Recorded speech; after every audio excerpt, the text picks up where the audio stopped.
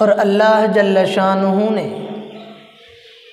ہمیں جو دین، جو شریعت عطا فرمائی ہے، یہ ہمارے لیے مکمل ضابطہ حیات ہے۔ اس میں زندگی گزارنے کا ہر طریقہ بتلایا اور سکھلایا گیا ہے۔ ہم نے عبادات کیسے کرنی ہیں یہ شریعت ہمیں سکھلاتی ہے۔ ہم نے معاملات کیسے کرنے ہیں یہ شریعت ہمیں سکھلاتی ہے۔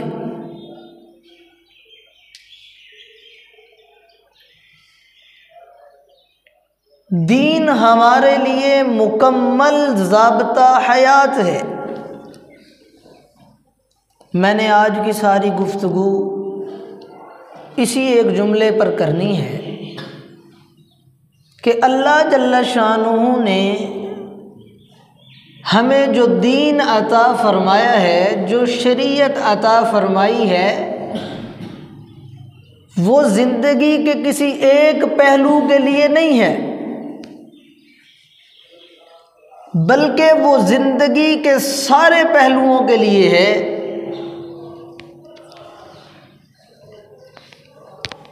گویا یوں کہا جائے کہ اگر ہم نے نماز ادا کرنی ہے تو وہ طریقہ بھی شریعت ہمیں بتلاتی ہے۔ اگر ہم نے روزہ رکھنا ہے تو طریقہ شریعت ہمیں بتلاتی ہے۔ اگر ہم نے زکوٰۃ ادا کرنی ہے تو طریقہ شریعت ہمیں بتلاتی ہے۔ اگر ہم نے حج کے لیے جانا ہے تو طریقہ شریعت ہمیں بتلاتی ہے۔ اگر ہم نے تجارت کرنی ہے تو بھی طریقہ شریعت ہمیں بتلاتی ہے۔ اگر ہم نے سیاست کرنی ہے تو بھی طریقہ ہمیں شریعت بتلاتی ہے۔ گویا زندگی کے جس پہلو کو آپ اٹھا کے دیکھیں تو ہمیں نظر آئے گا کہ شریعت اس بارے میں ہمیں یہ حکم دے رہی ہے۔ لیکن آج ہمارے ذہنوں میں انتشار پیدا ہو گیا، ہمارے ذہنوں میں اختلاف پیدا ہو گیا،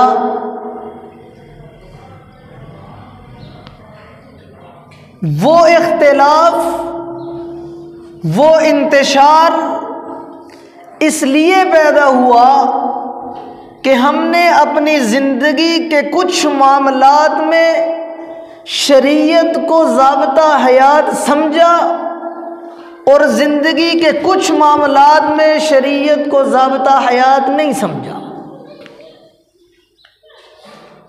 اگر زندگی کے سارے معاملات میں شریعت کو ضابطہ حیات سمجھ لیا جائے تو پھر یہ جو اختلاف ہے، جو انتشار ہے، یہ ختم ہو سکتا ہے۔ ہم کچھ میں شریعت کو ضابطہ حیات سمجھتے ہیں اور کچھ میں نہیں سمجھتے۔ مثال کے طور پر نماز کی بات آتی ہے تو آپ کو ہر بندہ یہ کہتا ہوا نظر آئے گا کہ نماز اس طرح ادا کرنی چاہیے جس طرح شریعت ہمیں حکم دیتی ہے۔ اگر روزے کی بات کی جائے تو ہر بندہ یہ کہتا ہوا نظر آئے گا کہ روزہ اس طرح رکھنا چاہیے جس طرح شریعت ہمیں بتلا رہی ہے۔ اگر زکوٰۃ کی بات کی جائے تو ہر بندہ یہ کہتا ہوا نظر آئے گا کہ زکوٰۃ اس طرح ادا کرنی چاہیے جس طرح شریعت ہمیں بتلا رہی ہے۔ اگر حج کی بات کی جائے، تلاوت قرآن کی بات کی جائے یا دین کے کسی اور مسئلے کی بات کی جائے تو ہر بندہ یہ کہتا ہوا نظر آئے گا کہ یہ دین کا مسئلہ ہمیں اس طرح ادا کرنا چاہیے جس طرح شریعت ہمیں حکم دیتی ہے۔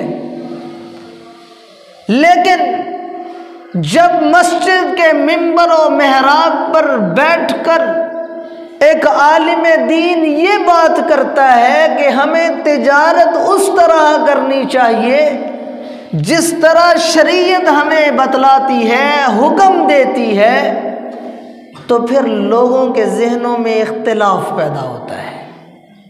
کچھ لوگ سوچتے ہیں کہ واقعی ہمیں یہ معاملات، یہ تجارت، یہ کاروبار اس طرح کرنا چاہیے جس طرح شریعت بتلاتی ہے، اور کچھ لوگ کہتے ہیں کہ جی نہیں، بلکہ تجارت اس طریقے سے کرنی چاہیے جس طرح نفع زیادہ ہو۔ اب اختلاف پیدا ہو گیا۔ میں نے آپ سے عرض کیا کہ ہم زندگی کے کچھ معاملات میں شریعت کو اپنے لیے ضابطۂ حیات سمجھتے ہیں اور کچھ معاملات میں ضابطہ حیات نہیں سمجھتے۔ نماز کے بارے میں ہم نے شریعت کو ضابطۂ حیات سمجھا، لیکن تجارت کے بارے میں نہیں سمجھا۔ یہ اختلاف اب پیدا ہو گیا۔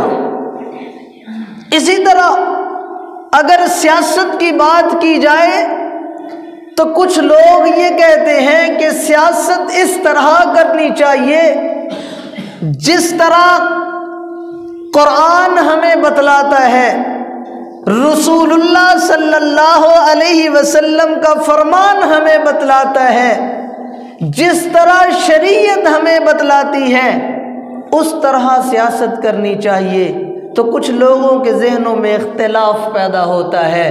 کچھ لوگ تو یہ کہتے ہوئے نظر آتے ہیں کہ ہاں جی بالکل سیاست اسی طرح کرنی چاہیے جس طرح شریعت ہمیں بتلاتی ہے، جس طرح دین ہمیں بتلاتا ہے، جس طرح قرآن ہمیں بتلاتا ہے۔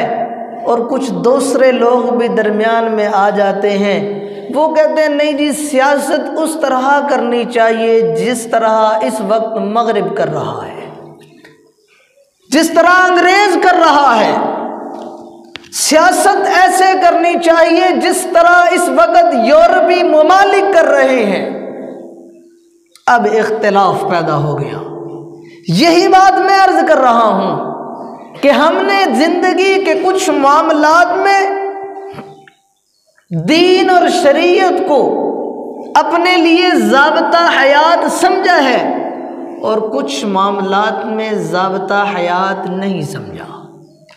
گویا یوں کہوں تو زیادہ مناسب ہوگا کہ ہم نے اپنے آپ کو مسلمان کہنے کے باوجود دین پر مکمل اعتبار نہیں کیا۔